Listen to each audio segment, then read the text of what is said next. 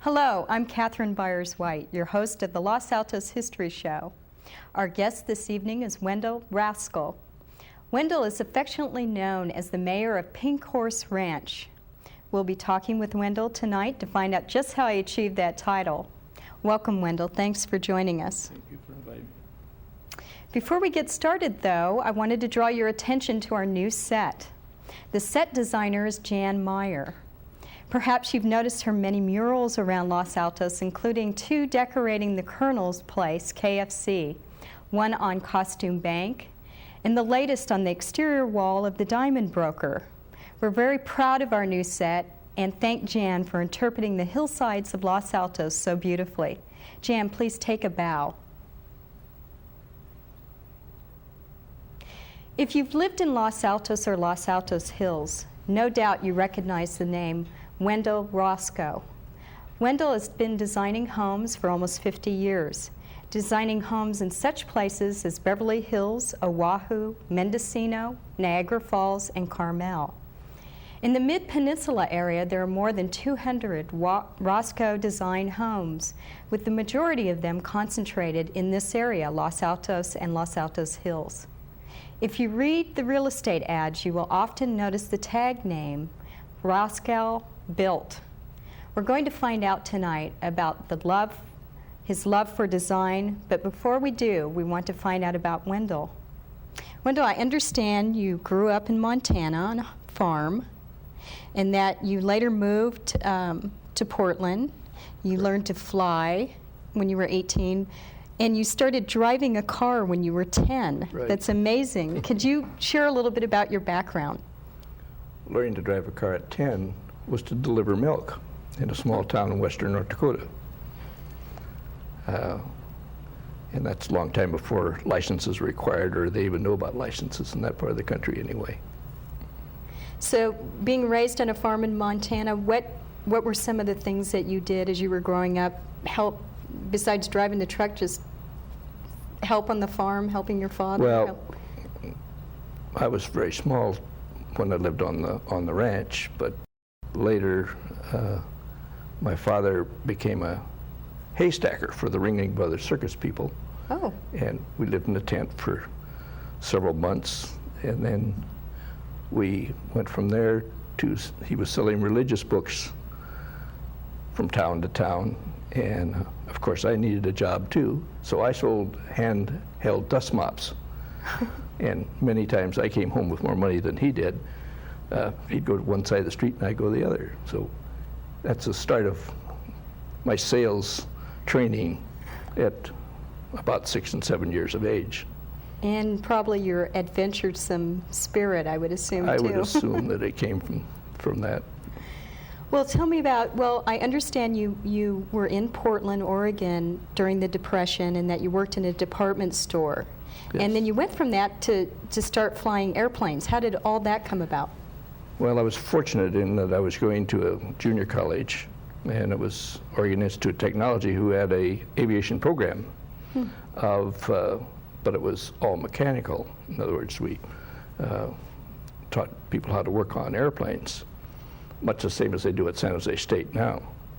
And I ran into another young guy that was 2 or 3 years older than I was, and he invited me to go flying with him. And I became interested and started taking lessons, and I could earn enough in a 2-week time to get about a 15-minute flight. And then we discovered an old airplane in a barn up in Eastern Oregon, and we purchased the airplane for $105. Which was a lot of money back then. Which was a lot of money. Yeah. So we took it to school and tore it down and rebuilt it. And it had a World War, brand new engine from World War I. It was all in cosmoline and all, and we cleaned that thing all up and put it in the airplane. And then we started teaching one another how to fly. So you didn't know much about it, and you just went out there and that's amazing. He was an old timer. He had about 18 hours when I had about 4. And then we decided to take another fella in with us because we needed money. And so we taught him to fly. And then one Sunday morning we decided it was time for this guy to solo. And so we got up real early, and we were at Pearson Field in Vancouver, which is across the Columbia River from Portland. And we soloed this guy, and he did a real nice job on the first landing. We said, well, go for it, go for another one. Well, the second time around, he leveled off about 75 feet in the air and decided to let gravity take over, which it did. And he crashed our airplane. Oh, Came down on one wing and just crumpled it all up. So then and he didn't get hurt at all because it was such a slow process. And so then we had to figure out how to get that airplane off the field real quick before somebody saw it. So we found an open hangar, and we took our cars and towed that thing into the hangar and slammed the doors real quick before the field manager came. And it just happened that a civil aeronautics inspector came along with him that day, but they didn't see what we did. Narrow escape. Narrow escape. And that night, my dad discovered for the first time that I was flying, because we hauled the airplane over to Portland and put it in my dad's barn. So after that, very shortly after that, the government started a program called the Civilian Pilot Training Program. Mm-hmm. And there was 100 guys in the United States chosen for this program, 10 in each school. And our school was chosen for that. And my dad became very happy over this. I was going to finally get some good training and flying little better airplanes. And we started out in a J3 Cub, and which was the primary trainer at that time. And we went through then 200 hours of training in various types of airplanes, aerobatic, instructors rating, cross country, and instrument, and we ended up with a commercial license and instructor's rating. And then we were ready. By that time, the war was imminent, and they needed instructors in the Air Force. And I went to work for the Royal Air Force as an instructor in the Mojave Desert, a place called Origo Field at Lancaster. Well, I understand you flew clipper ships for Pan American. Yes. So you went from flying antique planes to flying state-of-the-art equipment. Right. That's quite a jump. How was that for you? Very exciting, of course. I can very imagine. Exciting, of course. And being a new instructor, you learn more about flying than you're taught your students, really, because of all the exposure that you had. We taught them full aerobatics and prepared them for combat, actually. So we gave them 200 hours of flying. And then in 1944, when the Air Force became fairly well saturated with pilots, Pan American needed pilots, and they chose 25 pilots out of the training command. So we were transferred from the Air Force to the Navy in one day, and we started hauling then Navy and Marine brass back and forth to Hawaii and down into the South Pacific. So, and then I stayed with Pan Am for a number of years after that, until my hobby got in the way of my career. I wanted to take a moment. You brought a wonderful photo album from that time, and I'd like to take a moment to show our viewers a few pictures, if I may. In fact, why don't I have you show us a little bit of the history? Okay, this is first page is a group of instructors with one of the first classes of Royal Air Force cadets, and there's the field and the cadets on parade. And some of the airplanes. And this group of guys happened to be my first group of Royal Air Force cadets. They were from Ireland, Scotland, Wales, and London, and all over Europe. All over the United Kingdom area, and very, very outstanding young men. Very exciting to be with, except that, you know, you were training them to do bad things, which bothered us all. But and there's groups of other kids. And that's wonderful. the airplanes we fly here, getting them into a B-17.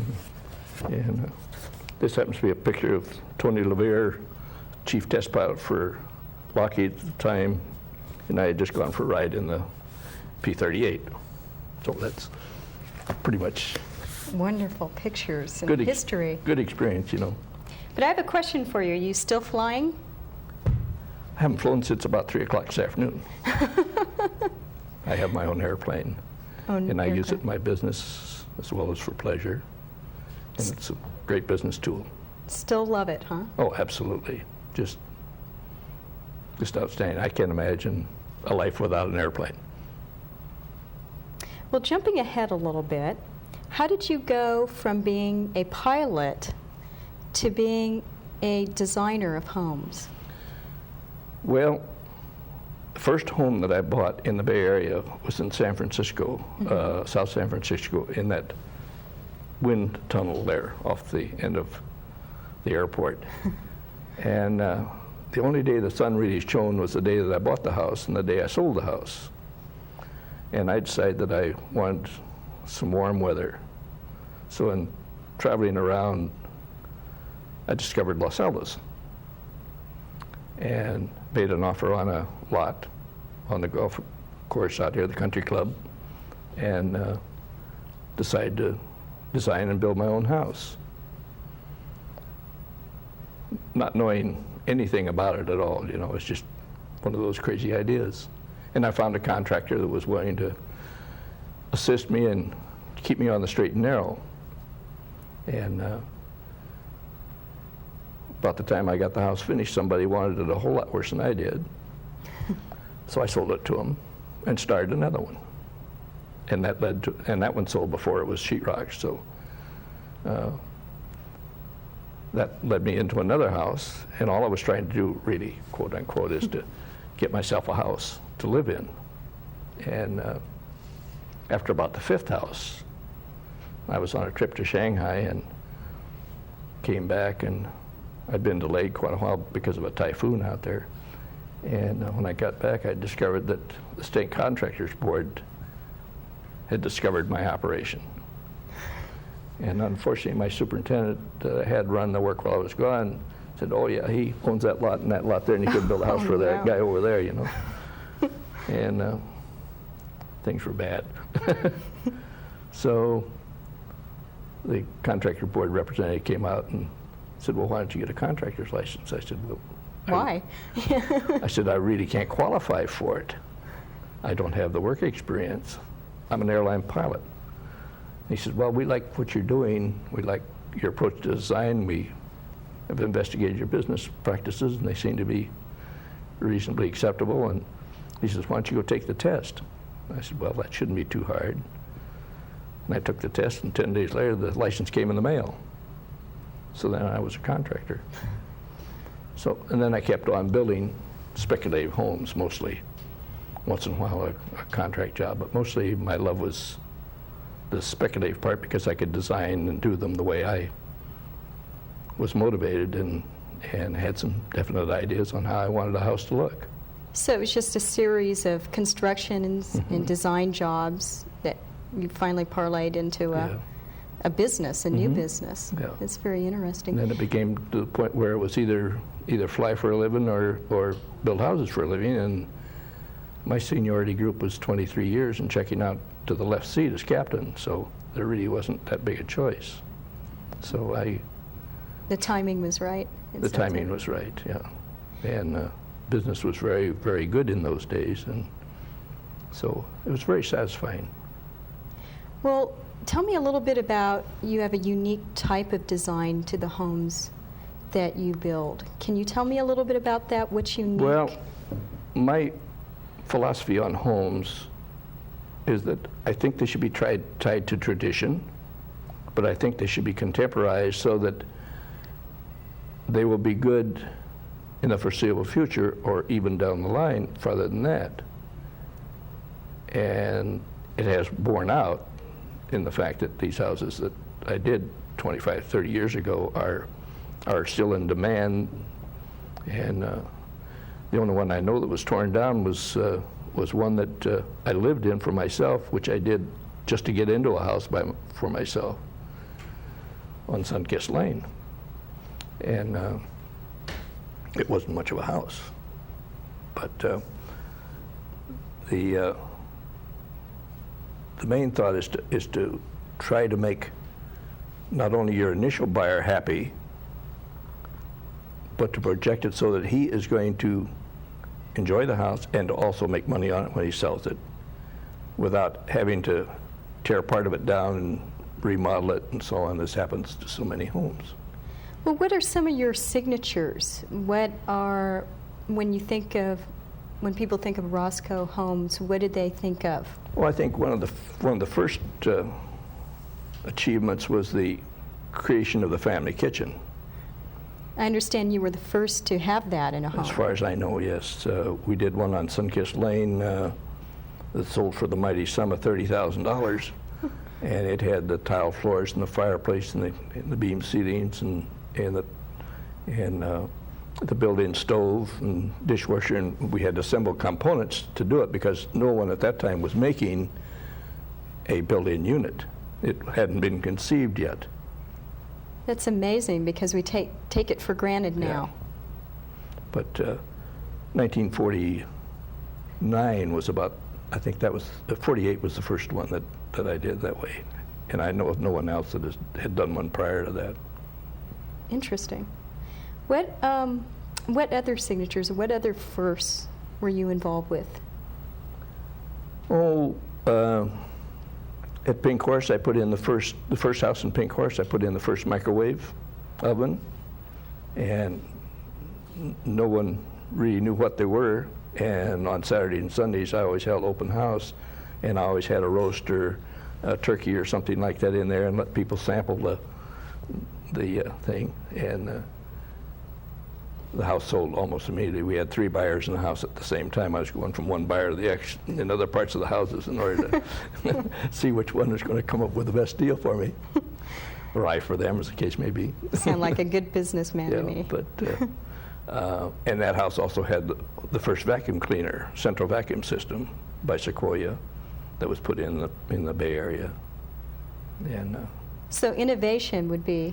Innovation, yes. It was what I tried to achieve with so many things, like the built-in barbecue in the house that could be converted to a fireplace as well as a barbecue. And some of those first ones are still being used. Well, I wanted to talk a little bit about Pink Horse Ranch. From our records, I know that it is part of the old Spanish land parcel, San Antonio Ranch, right, from what I understand. It's located about a mile away from here, runs along Adobe Creek and Moody Road. And I understand it has a very colorful history. It was a ranch and then a dairy farm and then a resort for a time. Yes. And of all places, you've traveled all over the world in your careers. And why did you choose Los Altos to settle in? Well, I think it's the best of all worlds. It's within easy distance of the ocean. It's within easy distance of skiing in the mountains or camping or fishing or whatever you want. It's been rural and yet it's sophisticated. As we see right now, climate-wise, there isn't anything like it in the world. The access to the city, the potential growth of the valley, you could tell, was just there. It's when I first came, the first house I built in Los Altos Hills, if you looked towards the hills at night, you couldn't see a dozen lights. Huh. Membership in the Los Altos Golf and Country Club at that time was offered at $300. Try it today. Things have changed. Try it today. So, I mean, I know of no other place that has the same offerings that Los Altos had at that time or even today. Well, let me ask you this. You built one of 20, well, you built your first house there, and then 29 others followed. Yes. Tell me a little bit about that process. And well, I had an idea to establish a upper scale development. And the pattern of the community and the Bay Area, as far as that goes, with developers is to subdivide a piece of property, put in one or two nice homes, and then just sell off the lots. And I didn't want to do that. I wanted an ongoing thing over a period of years that I could establish a community that had some elegance and some character, and I hoped potential value over my lifespan, and I hoped to leave some inheritance to my kids. And so that meant that a good percentage of the homes were then rather high priced. As a matter of fact, I had the reputation of being the highest priced builder in the Bay Area at the time. The third house that sold there sold for $110,000, which at that time was the highest speculation house sold in Northern California according to Western Title Company. wow, that's amazing. And it loaned, a construction loan, a maximum of $30,000. So that shows you what a crazy guy I was.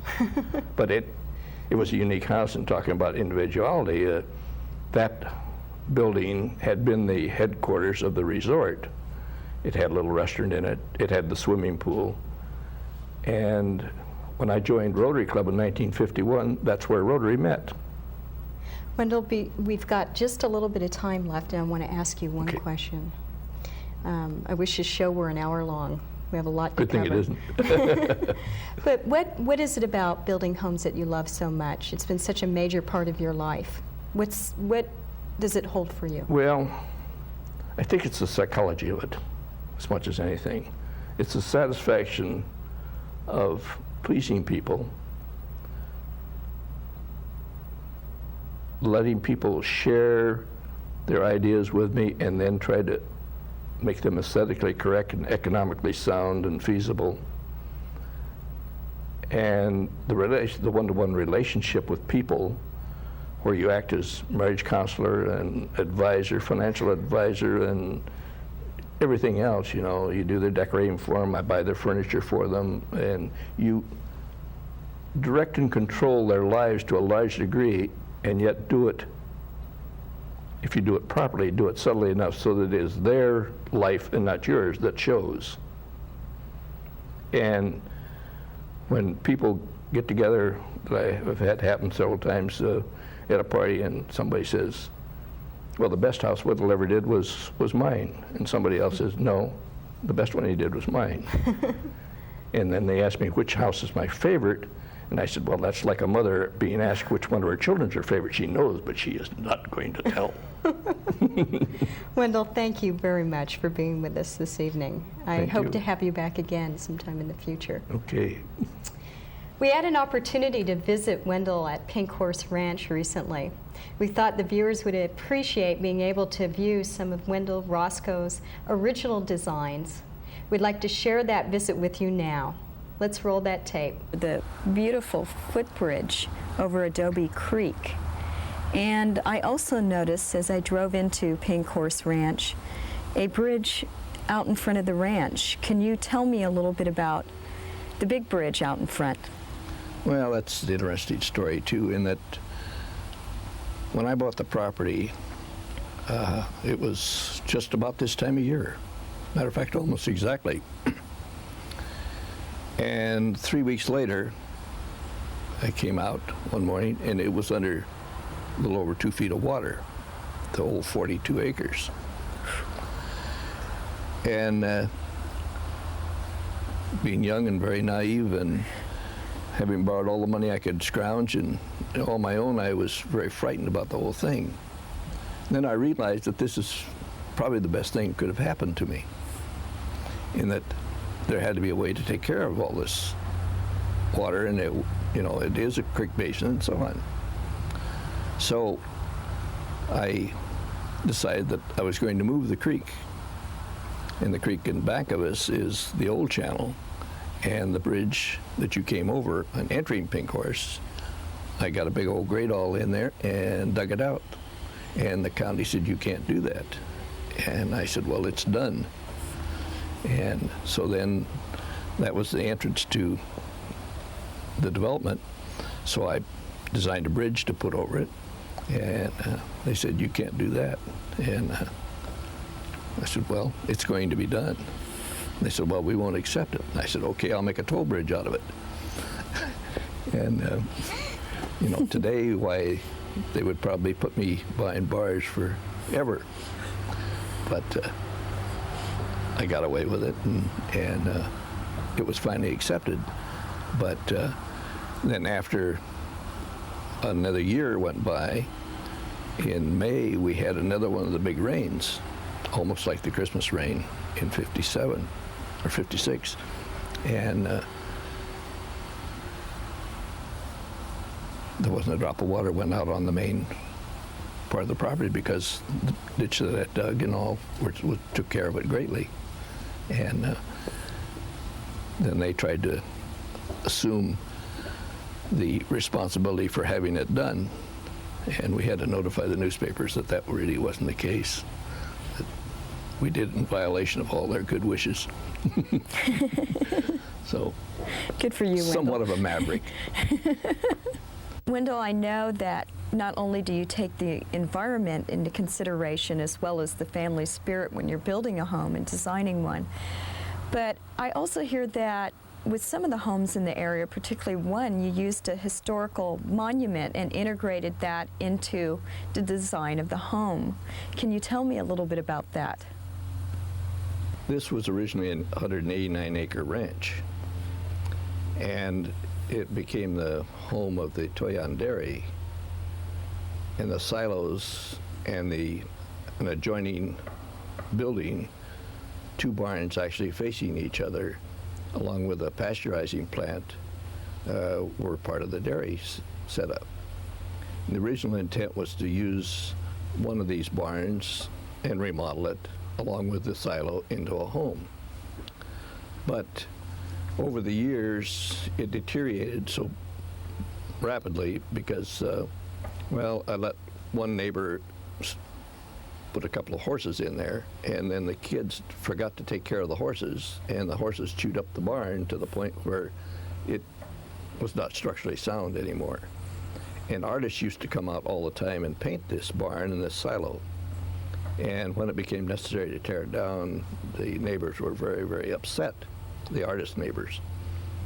But I did insist on retaining the silos because they were in excellent, excellent shape. So I decided to make them as dressing rooms for the pool. And I was hoping that I would get a client that would want it so that in the upper part I could make a library in the two silos in the what would be the second or third floor, which would be a neat deal, but that hasn't materialized, although the present owner says that one day he'd like to do that. So that's kind of fun. You know, what is it that you found most fulfilling about your work? Well, I think you'll remember that we referred to a Christmas party and the reaction of former clients on that. But the satisfaction and the joy of designing and building is just the realization that you have contributed to people's lives, and you hope that it is all in a happy fashion.